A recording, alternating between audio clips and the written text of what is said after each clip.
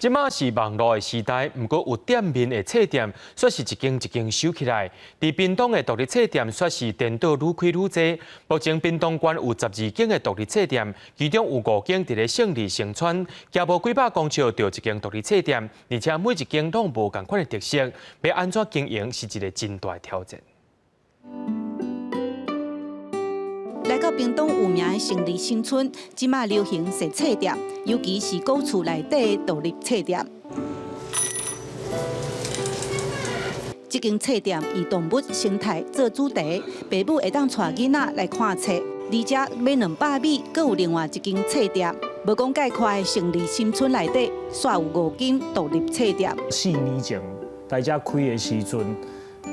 敢若有一间尔，嘛无想到讲即马的遮侪人，伊来开，可能人感觉这种老厝啊，开册店，作为一种气氛咧。7号前甲因某4人前开这间册店，伊间的册主要是甲族群、民俗、历史文化有关。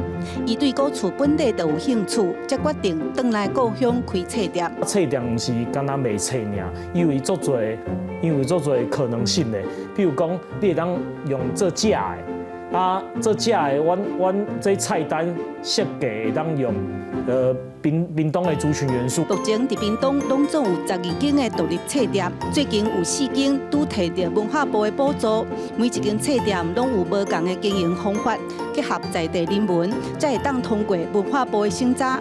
李世斌的册店是其中一间。买册的人吼，伫这个时代有较少想法。 啊，但是因为我做的这个物件，我这卖商品吼，都以生态来做这个主题，啊，所以讲有吸引了一寡对这个生态有兴趣的人。李世斌阁有另外一个身份，就是议员。伊第一摆开店就是独立册店。对阮来讲是不无小补啦，吼，会使讲我以迄个今年的这个营运吼，就小可有信心。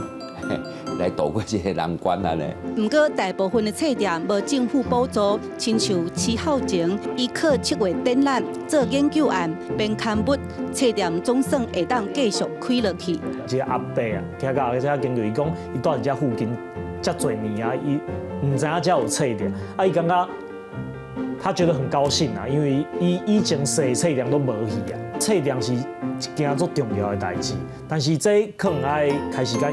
网络时代，遮的独立册店靠理念、靠多元经营，互册店毋那是册店。记者陈嘉文、赖伟做屏东报道。